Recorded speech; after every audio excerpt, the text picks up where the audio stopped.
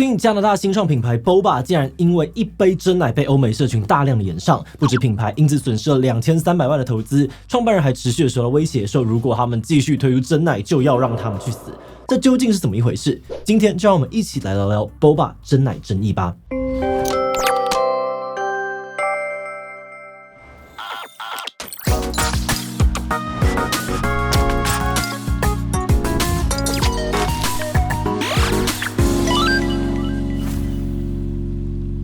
Hello， 大家好，我是志奇。最近在加拿大 CBC 推出的一个投资实境秀当中，魁北克的创业团队在节目上面展示他们自行研发的一款名叫做 Boba 的饮料。这个饮料灵感来自于 Bubble Tea， 也就是我们熟悉的珍珠奶茶。但与传统的真奶不同，这个新型真奶呢改成了罐装，原料多是果汁跟茶，珍珠也变成了爆浆果汁口味。Boba 团队还说，这款改良后的饮品比原本的真奶更健康。而在节目上担任评审的华裔演员刘思慕质疑，为什么 Boba 的这个产品概念包装当中完全没有体现真奶发源地台湾的文化，并质疑主创团队并不了解原本的真奶文化，甚至说 Boba 是在文化挪用。结果节目播出之后，这段内容在欧美的社群上面引起了轩然大波，许多人很认同刘思慕的批评，还有些愤怒的网友出征 Boba 团队的社群媒体，有人说这是乱用亚洲真奶文化，坚决不会买，甚至还有人发出了死亡威胁。而 Boba 团队原本获得了2300万投资，也因为这些争议而泡汤。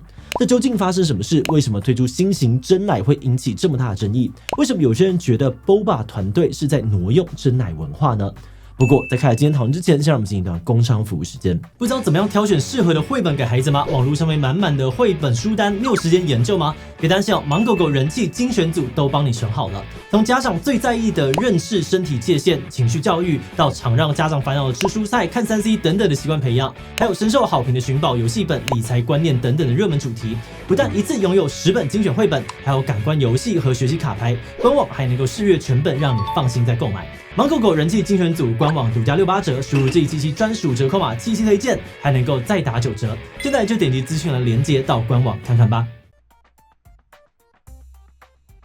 这个争议事件发生在一个名叫做龙穴的加拿大投资实境秀上，在该节目当中，来自各行各业的创业者可以上台展示自己想要创业的产品，而场上的评审会点评各个创业方案，并将手中的投资基金投给喜欢的产品。那电影《上汽》的主演加拿大华裔演员刘思慕也是这个节目的特邀评审之一。当时 Boba 的创始人费赛特跟弗雷内特呢，他们上场介绍了他们的新创真奶。他们说，不同于传统真奶他们使用优质的茶叶、果汁和爆浆果汁珍珠，并将真奶改良成更现代的瓶装饮料。在描述自己的创新方案时，弗雷内特还说，传统的真奶是有许多人排队的时髦甜饮，但却不知道里面含有什么，并声称他们的新创奶茶 Boba 更健康。那在 Boba 团队介绍时呢，刘思慕时不时发出他的质疑，例如弗雷内特他讲到不知道真奶里面含有什么时，刘思慕就说不，其实他很清楚里面有什么成分。他还疑惑团队当中是否有亚洲人参与，因为做产品的人看起来并不是很了解原本台湾的真奶文化。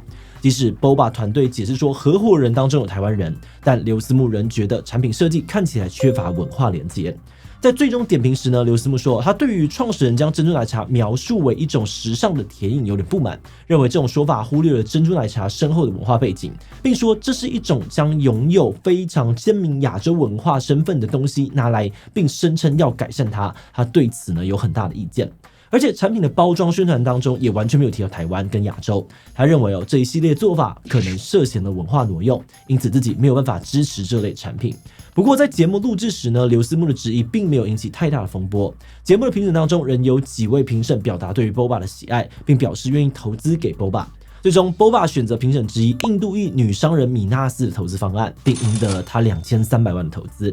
但是当节目正式播出之后，刘思慕的质疑却引起了大量的欧美社群讨论， Boba 产品也在一夜之间被网友骂翻。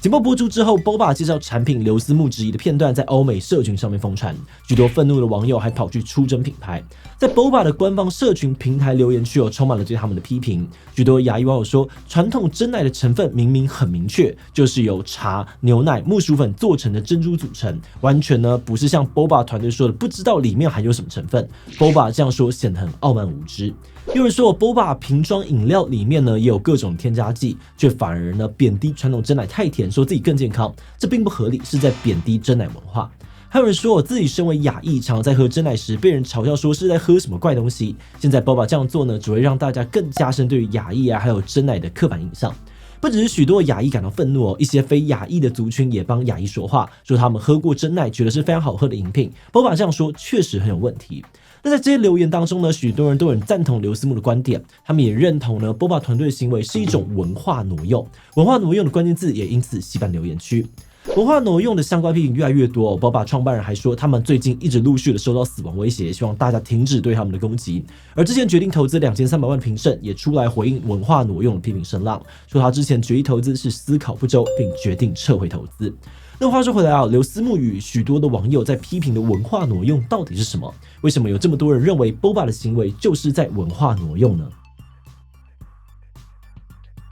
文化挪用通常发生在文化权力不对等的情境之下，也就是呢，有一方是主流或强势文化，而另外一方则是弱势或被边缘化的文化。那当强势文化在不够尊重或不理解弱势文化的情况之下，就径自的使用修改对方的文化元素，导致这个文化原本的意涵被扭曲或是被削弱，就有可能呢涉嫌到了文化挪用。那回到这次 Boba 争议许多人说亚洲文化在欧美是相对弱势的文化，而真奶也是亚洲文化的一环，所以支持是文化挪用的人认为 Boba 试图将真奶改造成一个新的更现代的产品，是一种强势文化对弱势文化的修改。而且他们还说 Boba 在采用修改真奶文化时，没有充分的了解尊重原本的真奶文化脉络。例如 Boba 创始人在介绍产品时，会充分提及该饮品的台湾起源，反而侧重于其改良和商业化的版本，感觉是在利用亚洲文化盈利。那除了这一点Boba 团队说真奶太甜，不知道有什么成分，并说新创 Boba 更健康，某种程度上面呢是在暗示传统真奶不健康不卫生。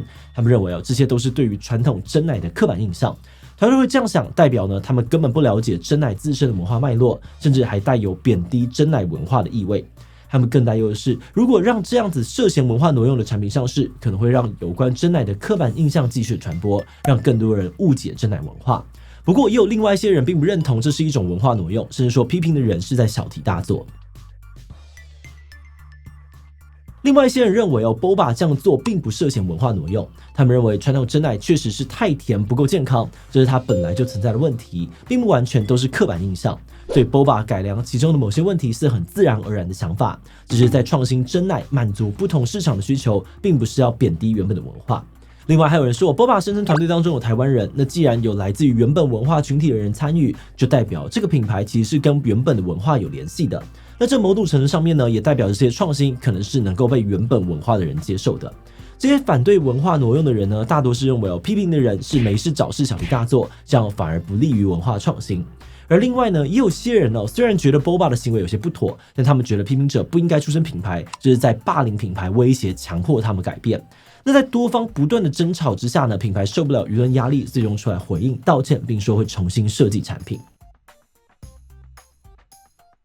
事情发生之后，舆论越吵越凶Boba 最终出来发公开声明道歉，说他们对于在节目当中的言辞感到抱歉，并承认刘思慕提出的文化挪用问题是非常合理的观点。他们还说愿意将这一次的争议当作学习的机会，并会重新评估品牌包装跟形象策略，以确保尊重真奶原本的文化根源。不过 Boba 的道歉声明似乎并没有完全的平息批评者的怒火，许多人说他们的道歉不够有诚意，声明看起来像是 AI 写的。对此，刘思慕在 TikTok 上面发布影片，解释说他当初在节目当中选择退出潜在投资者，是因为他觉得这个团队是在从他的文化遗产当中珍贵的东西当中牟利，而他无法支持这样子的行为。但他也强调说，他不认为 Boba 创始人是出于恶意，并呼吁网络上面的批评者停止骚扰威胁 Boba 团队，应该要给予他们更多的宽容。这次我们观察大家对于 Boba 争议的讨论看到其实有不少人在说，这个问题真的有这么严重吗？批评文化挪用的人是不是太小题大做了？有需要去出征死亡威胁别人吗？那针对这一点呢，其实我们也不太认同过度的出征或者威胁别人的行为，但我们也能够理解批评者为什么觉得这个议题很重要。想象我们熟悉的真奶突然有一天不加牛奶，原料变成了果汁跟茶，然后珍珠也变成了果汁爆浆口味，我们多少也会觉得怪怪的，有点难接受这样子的魔改。那这种魔改会多少让我们觉得有点不舒服？除了牵涉到对方是否尊重我们的文化之外，我们觉得这也跟背后的权力关系有很大的关联。因为当强势文化改造弱势文化时，可能会加入许多强势文化的元素。那因为这些元素本来就更主流，原本弱势文化当中的特色可能就会因此被取代，与原文化的连接也可能因此断裂。久而久之弱势文化可能会因此变得更弱势。那回到这一次的 Boba 案例另外我们也有发现一个有趣的现象，那就是这次欧美社群讨论比台湾人自己的讨论还要更加热烈。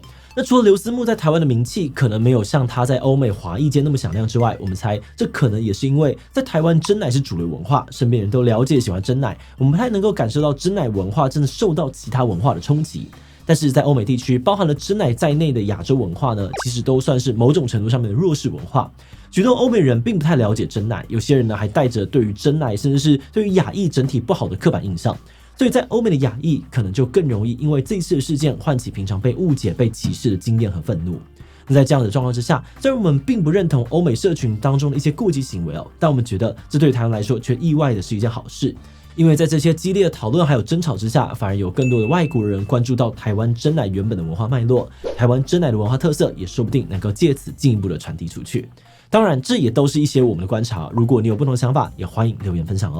好的，那最后我们也想问大家，你觉得 Boba 改造真奶是一种文化挪用吗？是，这容易呢让外人误解台湾原本的真奶文化。B 不是只是单纯的食品创新。C 不好说，他们确实对于真奶的改动很大，但感觉还不到文化挪用的程度。D 其他留言分享你的想法吧。最后，如果你喜欢今天的影片，欢迎分享出去，让更多人知道 Boba 真奶争议。此外呢，也可以点击这个地方看台湾真奶如何走向国际，以及披萨为什么会越来越失控。那么今天这一期就到这边告一段落，我们就明晚再见喽。